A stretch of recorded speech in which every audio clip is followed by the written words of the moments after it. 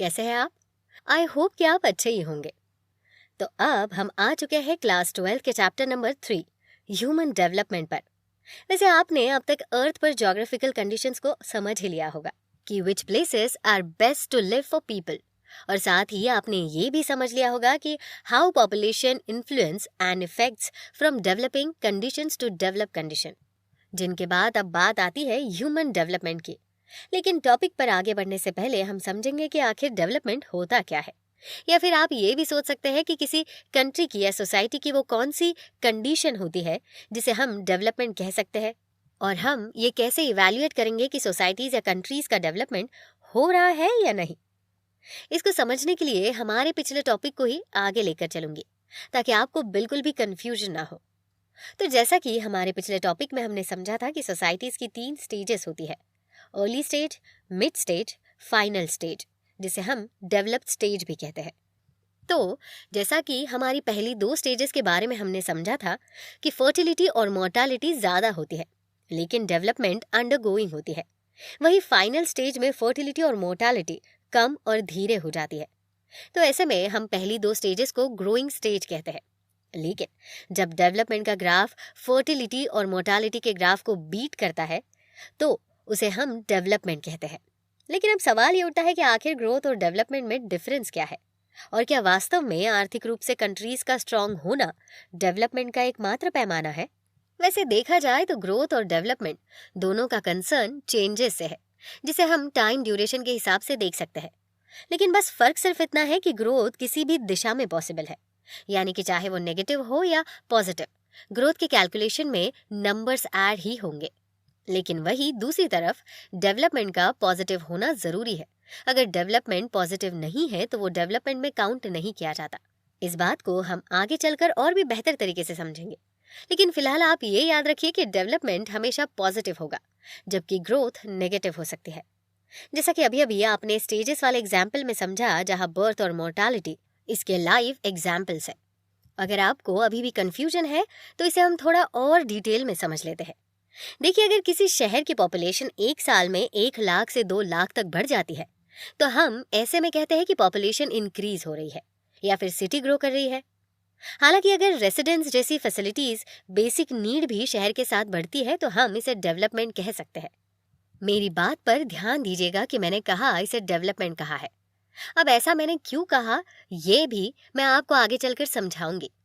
चलिए फिलहाल इसे एक और एग्जाम्पल के साथ समझते हैं कि मान लीजिए एक बच्चा जिसकी लंबाई 1 साल पहले 4 फीट थी, आज वो 4 फीट 6 इंच का हो गया। तो ये उस बच्चे की ग्रोथ कहलाएगी, डेवलपमेंट नहीं। वही अगर हम बात करें कि पहले वो बच्चा इंग्लिश नहीं बोल पाता था लेकिन अब वो अच्छी इंग्लिश बोल लेता है, मीन्स वो डेवलप हो रहा है। वही ग्रोथ और डेवलपमेंट को एक और तरह से देख सकते हैं कि ग्रोथ 0 से स्टार्ट हो सकती है, जैसा कि मैंने आपको पहले वाले एग्जाम्पल में बताया था। ठीक वैसे ही अगर कोई पौधा ले तो वो 0 लेवल यानी बीज से पेड़ बनेगा। लेकिन वही डेवलपमेंट कभी भी 0 से स्टार्ट नहीं होती, वो हमेशा पॉजिटिव लेवल से ही स्टार्ट होगी। तो हमारा एक पॉइंट ये क्लियर होता है कि डेवलपमेंट क्वालिटेटिव होता है जबकि ग्रोथ क्वांटिटेटिव। तो अब डेवलपमेंट और ग्रोथ को लेकर हमारे क्या क्या पॉइंट बन गए? यही कि ग्रोथ क्वांटिटेटिव होता है जबकि डेवलपमेंट क्वालिटेटिव। ग्रोथ की स्टार्ट वैल्यू न्यूट्रल से स्टार्ट हो सकती है जबकि डेवलपमेंट की पॉजिटिव लेवल से। ग्रोथ बोथ साइड हो सकती है, पॉजिटिव और नेगेटिव, जबकि डेवलपमेंट आफ्टर ग्रोथ स्टार्ट होता है और हमेशा पॉजिटिव सिचुएशन में ही होता है। चलिए अब बात करते हैं कि मैंने जैसा अभी कहा था कि पॉजिटिव सिचुएशन को डेवलपमेंट कहा जा सकता है। अब मेरा इस बात से ये मतलब था कि कुछ कंडीशन ऐसी भी होती है जिसमें इकोनॉमिकली स्ट्रांग होना डेवलपमेंट का एकमात्र पैमाना नहीं माना जाता। अब आप सोच रहे होंगे कि लेकिन ऐसा कैसे हो सकता है, जबकि अगर कंट्रीज की फाइनेंशियल सिचुएशन अच्छी है और वो ग्रो कर रही है, सफिशिएंट जॉब्स है, बड़े बड़े बिजनेसेस है, तो उन्हें तो डेवलप कंट्रीज ही काउंट किया जाएगा। तो आप सही सोच रहे हैं और एक समय तक हमारे इकोनॉमिस्ट भी ये मानते थे।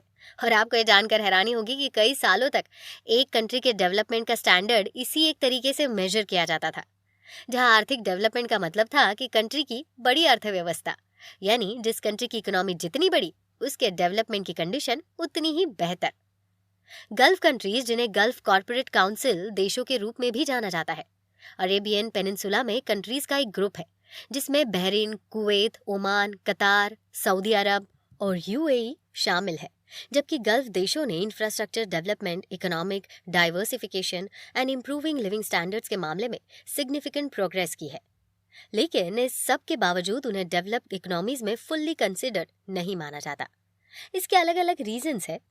यहाँ आप एक चीज नोट करके रख सकते हैं कि developed encompasses various dimensions including economic, social, various dimensions के साथ साथ बहुत से फैक्टर्स भी।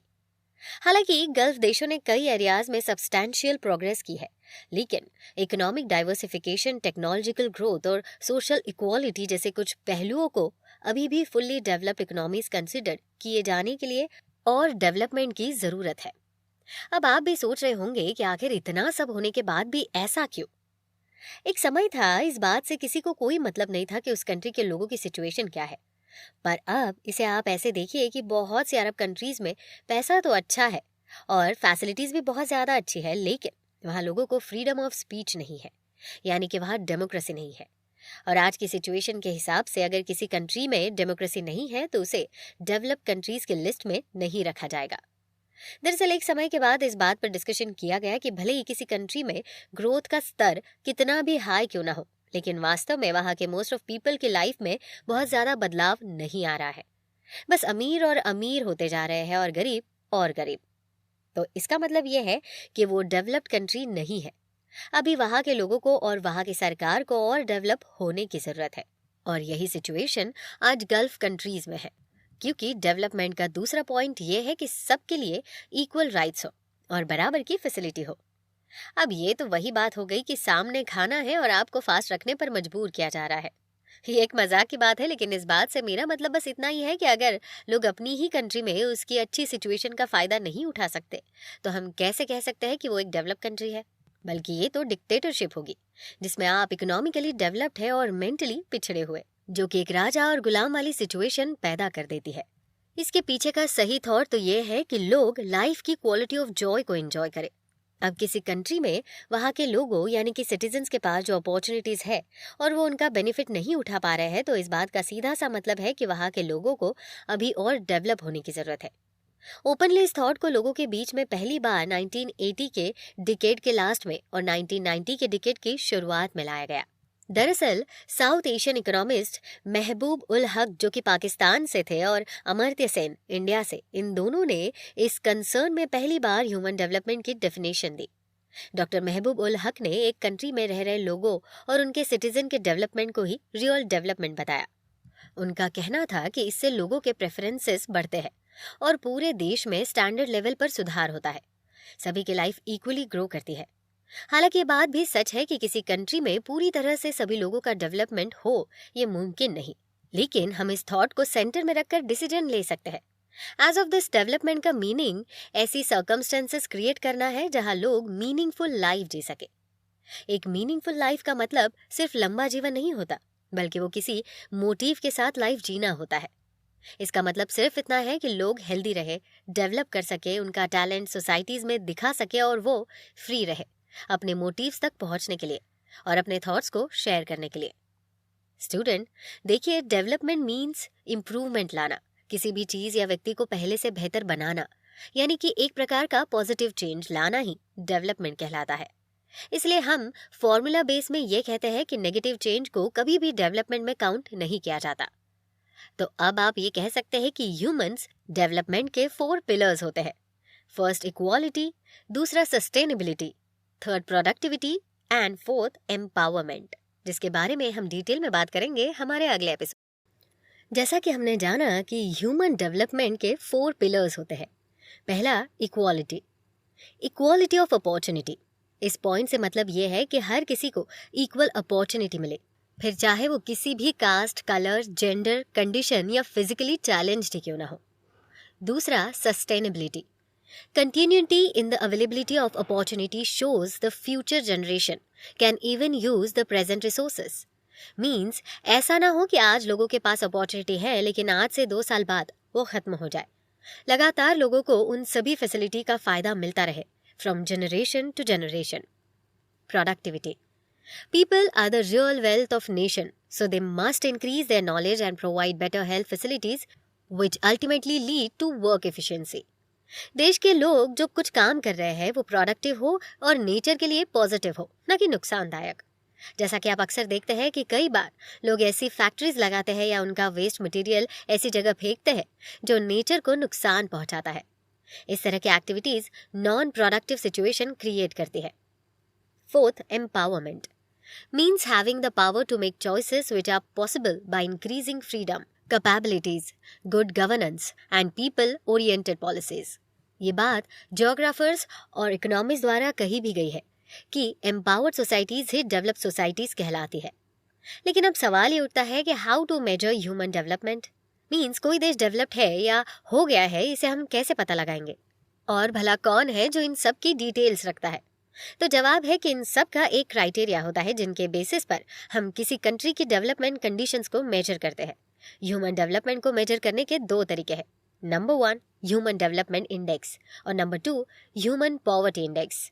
सबसे पहले हम समझते हैं ह्यूमन डेवलपमेंट इंडेक्स को। इसे रिलीज किया जाता है by united nation of development programme के अंडर, जहां इनके 3 क्राइटेरियाज हैं जिन्हें हम 0 से 1 के बेसिस पर स्कोर करते हैं। ह्यूमन डेवलपमेंट इंडेक्स के कुछ प्रोसेस इंडिकेटर है। इसमें नंबर 1 हेल्थ लिखी जाती है, जहां उस कंट्री या कंट्री में रहने वाले लोगों की लाइफ एक्सपेक्टेंसी देखी जाती है कि उस कंट्री में लोग ऑन एन एवरेज कितना जीते हैं। अगर लोगों की लाइफ एक्सपेक्टेंसी पहले के मुकाबले बढ़ रही है, दैट मीन्स इम्प्रूवमेंट आ रही है। इसके बाद अगला ऑप्शन आता है एजुकेशन का, कि वहां पर अडल्ट पीपल यानी कि जिनकी उम्र 18 साल से ज्यादा है, उनका लिटरेसी लेवल क्या है और उसका ग्रॉस एनरोलमेंट रेशियो कितना है, जिसे अडल्ट लिटरेसी रेट भी कहा जाता है, और उनका हायर एजुकेशन में कितना % का इन्वॉल्वमेंट है। इसके बाद एक लास्ट आता है एक्सेस टू रिसोर्सेस, यानी कि purchasing power in terms of $। आपकी कंट्री में लोगों के लिए जो रिसोर्सेस अवेलेबल है, तो क्या लोग उन रिसोर्सेस को अपने बेनिफिट के लिए परचेस कर पा रहे हैं या नहीं, और अगर वो कर पा रहे हैं तो उसका रिसोर्स % क्या है। मीन्स अगर कंट्री के लोगों के पास पैसा है, जॉब्स है, तभी तो वो खर्च कर पाएंगे। इन तीनों का जो टोटल स्कोर होता है उसे 1/3 के बेसिस पर कैलकुलेट किया जाता है, और बैलेंस 1 के जितना करीब होता है उसे वहाँ का उतना अच्छा डेवलपमेंट माना जाता है। या बेसिकली हम ये मान सकते हैं कि ये अटेनमेंट्स पर डिपेंड करता है, लेकिन इस सब के बाद भी इसे रिलायबल नहीं माना जाता है, जिसका मेन कारण ये है कि ये कंट्री के अटेनमेंट्स और अचीवमेंट्स को ही काउंट करता है, उनके डिस्ट्रीब्यूशन को काउंट नहीं करता। इसीलिए एक और नए इंडेक्स को इसमें शामिल किया जाता है, जो कि 1990 के बाद से ही यूनाइटेड नेशन का एक हिस्सा रहा है। इसकी खासियत यह है कि ये नॉन इनकम मेजर है, जिसका नाम है ह्यूमन एक्नॉलेजमेंट इंडेक्स, या आप इसे पॉवर्टी इंडेक्स भी कह सकते हैं। इसको मेजर करने के लिए आपको कुछ बातों पर ध्यान देना पड़ेगा। 1990 के यूनाइटेड नेशन डेवलपमेंट प्रोग्राम के अंडर हर कंट्री की तरफ से हर साल उनकी एक डेवलपमेंट रिपोर्ट सबमिट की जाती है, और इस रिपोर्ट के बेसिस पर यूनाइटेड नेशंस के कंट्रीब्यूशन को रैंक दिए जाते हैं, और रैंक की एक जनरल लिस्ट तैयार की जाती है जो हर एक के पास इजीली अवेलेबल रहती है, और इसके अलावा इसे आप ऑनलाइन भी चेक कर सकते हैं। ये शॉर्टफॉल्स को ध्यान में रखकर तैयार किया जाता है। इसमें कुछ चीज़ों पर खास ध्यान रखा गया है।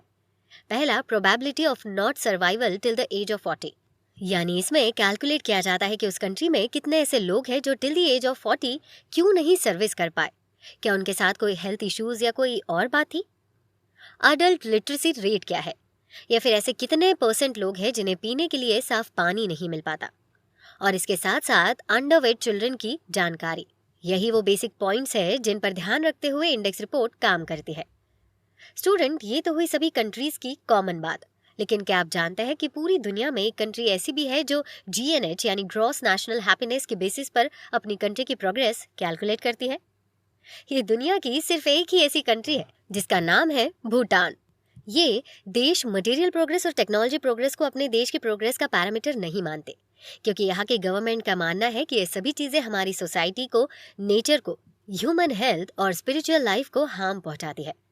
अब एक नेक्स्ट टॉपिक हमारे सामने आता है, और वो है इंटरनेशनल कंपैरिजन, और इसमें हम ये मेजर करते हैं कि कौन सी कंट्री कहाँ पर रैंक कर रही है in terms of human development.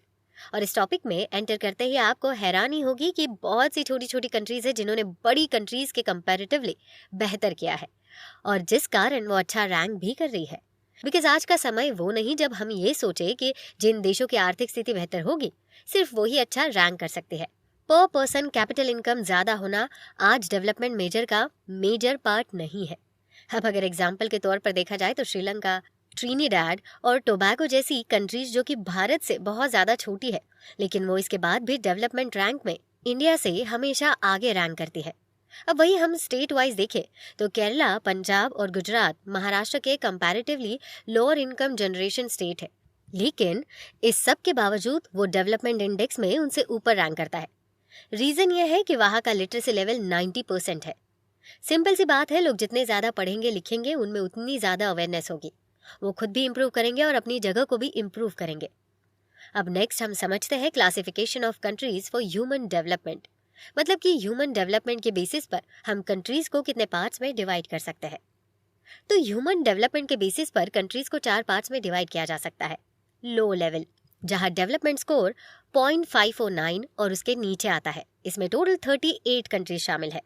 Number 2 medium level, इसमें स्कोर 0.550 से लेकर 0.700 तक आता है, इसमें 39 कंट्रीज शामिल है।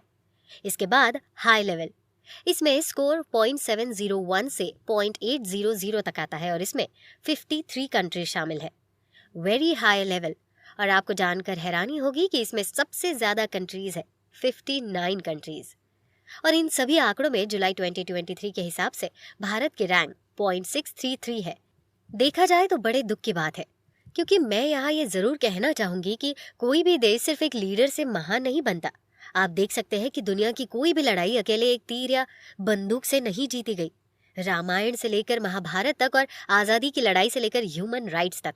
इसलिए लीडर्स पर दोष डालना छोड़कर हमें खुद अपने देश के लिए कुछ करना है, ऐसा प्रॉमिस करना चाहिए। और अमिताभ जी भी तो यही कहते हैं कि पढ़ेगा इंडिया तो ये आगे बढ़ेगा इंडिया। चलिए एक बार फिर हम अपने टॉपिक पर आ जाते हैं और एक बार समझ लेते हैं कि आखिर कैसे कंट्रीज हायर लेवल्स को रैंक करती है। इसमें आपको भी हेल्प होगी कि आखिर किस डायरेक्शन में आगे बढ़ना चाहिए। तो पहले बात करते हैं हायर लेवल्स के 53 कंट्रीज की। इन कंट्रीज ने अपने सोशल सेक्टर्स में ज्यादा से ज्यादा ध्यान दिया है। इन कंट्रीज में रिलीजियस कॉन्फ्लिक्ट्स नहीं है।